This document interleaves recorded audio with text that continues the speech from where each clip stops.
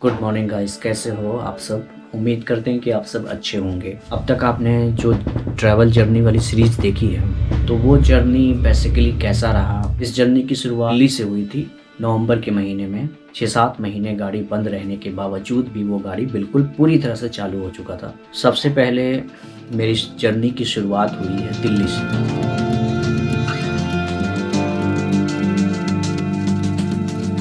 इस वक्त हम बिहार के नवादा शहर में हैं। यहाँ से आप अब तक मेरे 6 राज्यों का सफ़र कंप्लीट हो गया है। उसकी कुछ एक्सपीरियंस आपके साथ साझा करने वाला हूँ। सबसे पहली जो हमारी जर्नी रही है दिल्ली से पानीपत का। तकरीबन दिल्ली से पानीपत 100। पानीपत एक ऐतिहासिक जगह है बीच शहर में। वो मुझे हॉस्टल मिला था। सुबह उठ के मैंने उस शहर को एक्सप्लोर किया जैसा कि आपने वीडियो में देखा है। इसके बाद हमारी पानीपत की जर्नी थी कंप्लीट हो गई। चंडीगढ़ जो है हरियाणा और पंजाब की राजधानी है और एक केंद्र शासित प्रदेश भी है। मैं हरियाणा के बाकी ज़िलों में नहीं रुका।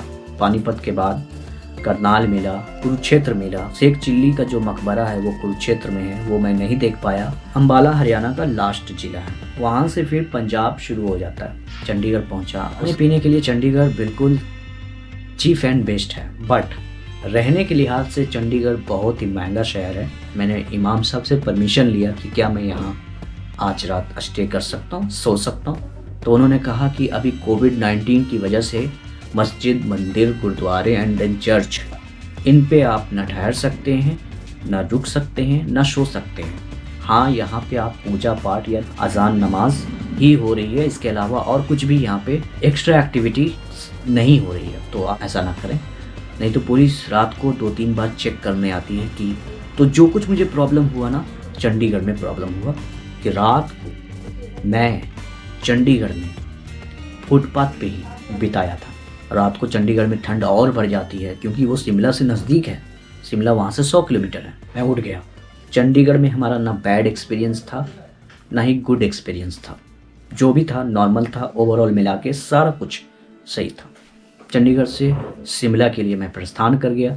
पहाड़ों की रानी में जैसे मैं इंटर किया तो मुझे बहुत ज़बरदस्त ठंड लग गई। शिमला की जो ट्रैफिक पुलिस थी उन्होंने मेरी बहुत मदद की, बहुत हद से ज़्यादा।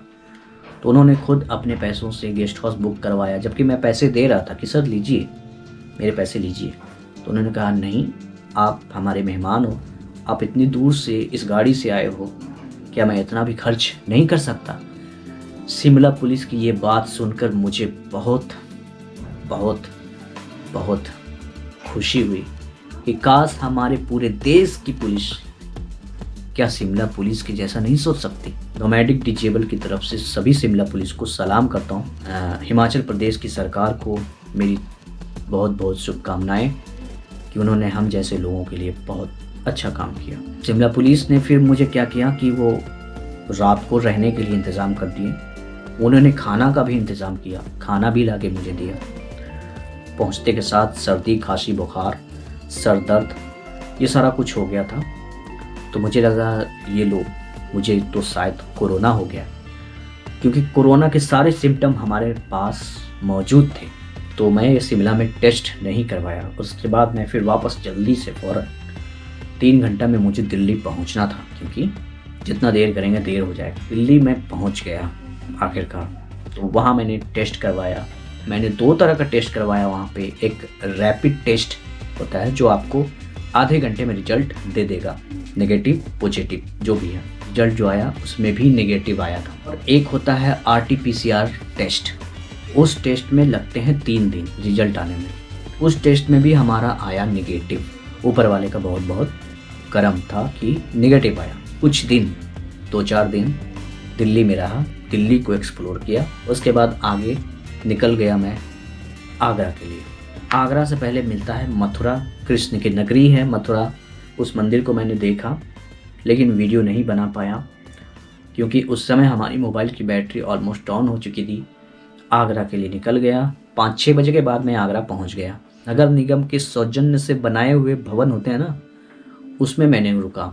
उसमें आपको कोई पैसे वैसे नहीं लगते हैं। जैसे पैन कार्ड, आधार कार्ड, वोटर ID कार्ड वगैरह दिखा दो, शो कर दो, आपको फ्री में रहने के लिए 1 रात 2 रात जितना रहना आप रह सकते हो फ्री में। सबसे पहले सिकंदरा गया, जो आगरा से तकरीबन, आगरा शहर से ज़्यादा नहीं 5 किलोमीटर उधर दिल्ली की तरफ। पहली बार मैं किसी मुग़ल सम्राट का मकबरा देखने गया था, सबसे पहला मकबरा अकबर का। हालांकि मैं दिल्ली में इतने महीनों से रहा हूँ वहाँ पे, लेकिन मैं दिल्ली में कोई किसी भी मुग़ल सम्राट का मकबरा को नहीं देखा। तो पहला जो मुग़ल सम्राट का मकबरा देखा मैंने आगरा में, अकबर का मकबरा। और मैं फिर वहाँ से चला गया ताजमहल को देखने, जो वर्ल्ड हेरिटेज साइट है। ताजमहल दुनिया की 7वीं अजूबों में से एक है। ताजमहल को देखने के लिए बहुत पापड़ बेलना पड़ा मुझे, और हम जैसे लोगों के लिए ताजमहल तक पहुंचना किसी बड़ी चुनौती से कम नहीं है। जगह जगह पैसे लगेंगे ताजमहल को देखने के लिए। मैं नॉर्मल लोगों की बात नहीं कर रहा, हम जैसे लोग डिजेबल, फिजिकली हैंडीकैप के लिए सरकारी व्हीलचेयर, प्राइवेट व्हीलचेयर। सरकारी व्हीलचेयर आपको फ्री में तो लेके जाएगा, जो पीछे से आपको धक्का देगा वो लेगा 250 रुपया आपको पूरे ताजमहल दिखाने का। ताजमहल का किराया जो नीचे का है वो है 50 रुपया। ऊपर अंदर आप कब्र तक जाएंगे, मुमताज़ और शाहजहाँ के जो मकबरे हैं उनको देखने के लिए, तो वहाँ पे आपको लेना पड़ेगा 250 का टिकट। वो 250 वो, और ये 250 व्हीलचेयर दिलवाने वाले को देना पड़ेगा। बहुत ज़्यादा खर्चा। आगरा की लोकल पुलिस जो थी उनसे मैंने हेल्प मांगा, खास हेल्प नहीं किया। शिमला की ट्रैफिक पुलिस और यूपी की पुलिस में बहुत अंतर है। मैं किसी को ऊंचा नीचा दिखाने के लिए वीडियो नहीं बना रहा, बस ये कि कम से कम हम जैसे लोगों के लिए सिस्टम बनता ही है एक दूसरे की मदद के लिए। बस ये कह रहा कि हम जैसे लोगों के लिए खास करके ध्यान दीजिए। हमें तो भगवान ने छीन लिया, ऊपर वाले ने छीन लिया, नीचे वाले से ऐसी उम्मीद नहीं कर सकता हमसे कुछ छीन ले। तो फिर मैं ताजमहल को देखने के लिए पीछे की तरफ चला गया। पीछे बोले तो महताब बाग एक जगह है। अगर आप आगे से ताजमहल को नहीं देख सकते हैं किसी कारणवश, आपको लगेगा कि बहुत ज़्यादा हो रहा है, बहुत ज़्यादा महंगा है। एक नॉर्मल इंसान ताजमहल को देख सकता है क्योंकि उसके पास पैर होता है, वो वहाँ तक पहुँच सकता है बिना व्हीलचेयर के। पर हम जैसे लोगों के लिए व्हीलचेयर ही एकमात्र सहारा होता है। नॉर्मल इंसानों के लिए बताया बस 250 में वो पूरा ताजमहल देख सकता है ओवरऑल, पर उसकी पैर जहाँ तक लेके जाए उसको। थक गया तो अलग बात है। महताब बाग जाना पड़ा, जो यमुना नदी के बैक साइड है। जिधर ब्लैक ताजमहल बना हुआ है एक जगह है महताब बाग, वाइट ताजमहल बना हुआ है जो यमुना के उस तरफ फ्रंट साइड में।